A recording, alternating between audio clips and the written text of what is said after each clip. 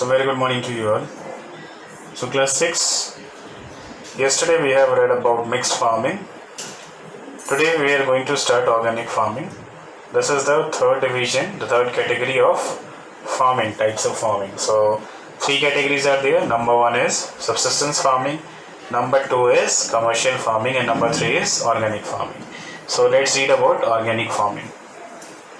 So organic farming is what? Organic farming is a method of farming which primarily aims at cultivating the land and raising crops in such a way as to keep the soil alive by using organic waste, crop, animal and farm waste, biological materials along with beneficial microbes, biofertilizers. This help in releasing nutrients to the crop and increase production. So let's come once again in the starting line. So organic is a method of farming. It is a type of farming in which cultivating of land is important as well as keeping the soil alive. Here, what is the meaning of keeping the soil alive? Keeping the soil alive means without using fertilizers, without using chemicals, we can save the soil. As we all know, using more fertilizer will be harmful for the soil and it will lose its fertility also. So less fertilizer if you will use, it will be beneficial for soil to be alive. Okay, so let's see what are the things we can use to make soil alive.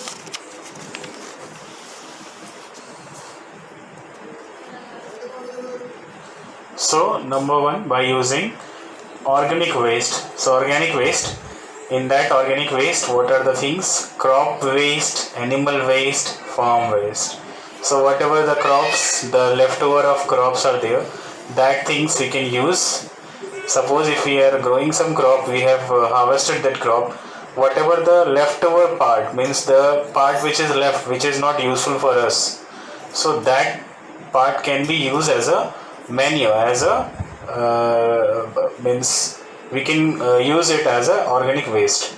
Now next is animal waste. So whatever the excretory products of animals, so these things are animal waste. Farm waste, whatever we use, whatever the rearing or anything else we do in farming, that byproduct of these things can also be used as organic waste. So these are the organic wastes. Now next thing which we can use in organic farming, biological materials along with beneficial microbes. So whatever biological materials are there, like dead plants, dead animals, and the microbes, small microbes, the biofertilizers, these things can also be used. This help in releasing nutrients to the crop and increase production.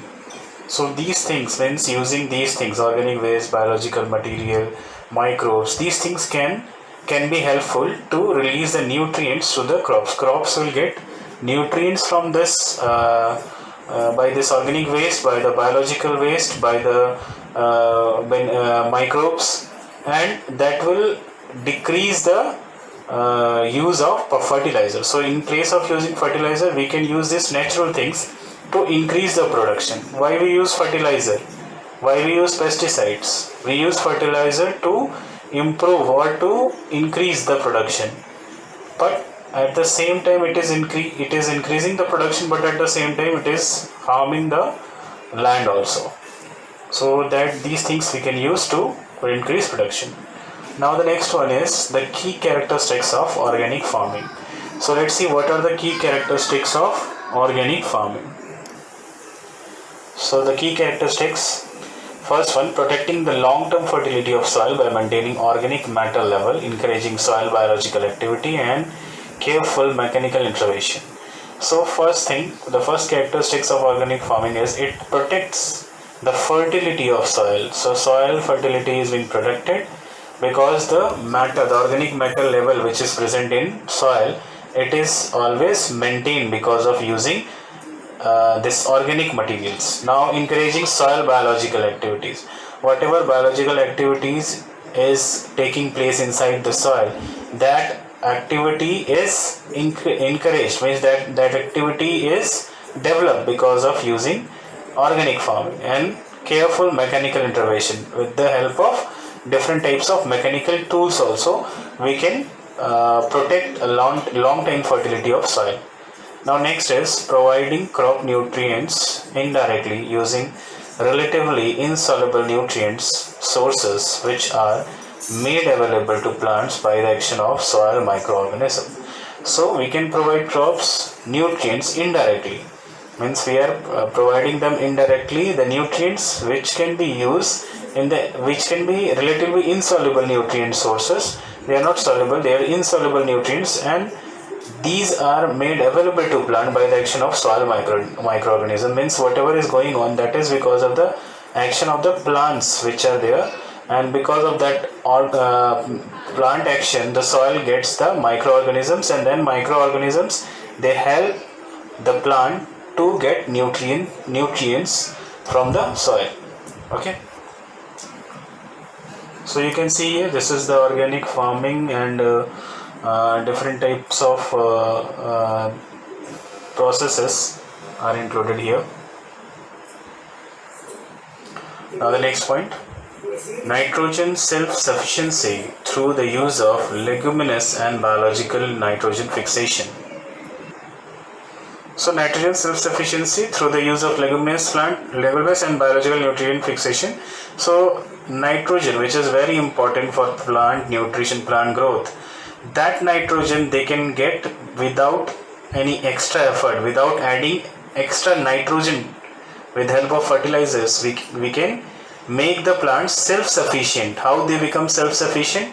Through using leguminous plants, the plants which can be grown while we are growing the other crops. At the same time, we can plant these leguminous plants also.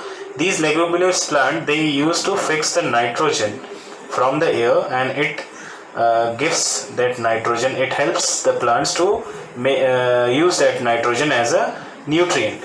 So that is the biological nitrogen fixation, which is very effective in recycling of organic material into crop residues and livestock manure. So these are the things from which they get this nitrogen, so which is effective recycling of organic materials including crop residue, means the leftover of crop, and livestock manure means whatever the animals are there, the waste product of the animals, that can be also used. Now the next point is weed, disease and pest control, relying primarily on crop rotation, natural predators, diversity, organic manure resistant varieties, and limited thermal, biological and chemical interventions. So the weeds, the disease, the pest control, it is basically rely on crop rotation, means these things like weed, disease, pest, these things can be controlled with help of crop rotation. Natural predators means if an insect is there, that insect will be eaten by some other insects, so that insect, that pest can be controlled with help of these natural predators. The other insects which can eat these pests, and these insects are not harmful for the crops. Diversity means different types of cropping. Now organic manure resistance, different types, using different types of organic manure, and thermal, biological and chemical interventions, using these things also, thermal, biological and chemical, these things we can use to protect these crops from diseases. Now the extensive management of livestock, paying full regards to their evolutionary adaptation, behavioral needs and animal welfare issues with respect to nutrition, housing, health, breeding and rearing. So the extensive management of livestock means how you are managing livestock, so that pay full regard to their evolutionary adaptation, means how they are adapting in the environment, what are their behavioral needs, how they are behaving. We have to think about the welfare issues, and we have to respect the nutrition, their housing, their health, their breeding and rearing. These things are being managed properly in this organic farming. Okay. So under the organic farming, careful attention to impact of the farming system on a wider environment on the viable environment and the conservation of wildlife and natural habitats. These things can be protected, this wildlife, natural habitats and the wider environment system. These things can be protected with help of this organic farming. So now we will see the difference between organic and conventional.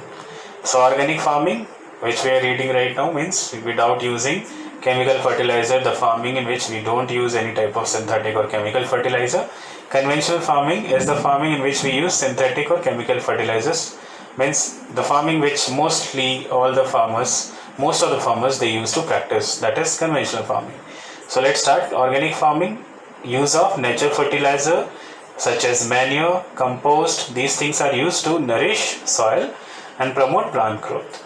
Now next is using synthetic and chemical fertilizer. In conventional farming, they use what synthetic and chemical fertilizer, and basically these chemical fertilizers they contain nitrate to promote plant growth. Next, crop rotation, rotating the crops. Use mulch or hand weed to provide beneficial crop hygiene, removal pest and reduce diseases. So basically they rotate the crops, means sometimes just between different gaps they used to grow different types of crops. Using mulch or hand weeds to provide beneficial crop hygiene, they used to take out the weeds, the extra grass, the weeds that are grown between the plants. They take out with hands, or by using some other tools. They take it out and they protect the crops. They maintain the hygiene and also they remove the pest to reduce the disease. In conventional farming, they use herbicides to kill off weeds, insecticides to kill off the insects and bugs in order to reduce diseases. So what they use in conventional farming, they use herbicides. Herbicides are the chemicals which are used to reduce the extra growth of weeds, plants and other grasses. To reduce these things, they use herbicides. Now to kill off the pests, the insects, they use insecticides. So to kill off the insects, they use insecticides, and to kill off the plants, the unwanted plants, they use herbicides. Give organic feed to animals and allow them to access an open pasture while utilizing rotational grazing pattern. So in this, the animal they get feed which is open as a pasture land. So a good pasture land, because of this rotational grazing pattern, they get a pasture land.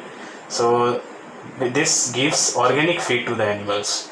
Now use of here in conventional farming, they use antibiotics, growth hormones and medication in animals to prevent disease and promote growth. What they use, basically they use antibiotics, means chemicals, the medicines they use, and sometimes they use growth hormones also. Different types of medicines they give to prevent animals from disease and promote their growth. So you can easily identify these two things. Both are opposite of each other. In this, mostly all the things are natural. Mostly the things done naturally, and here most of the things, or you can say that all of the things, they are mostly been done by using synthetic or chemical things. It can be fertilizers, it can be herbicides, it can be insecticides, using medicines. So these are the differences between organic and conventional farming. So till now, thank you, have a nice day.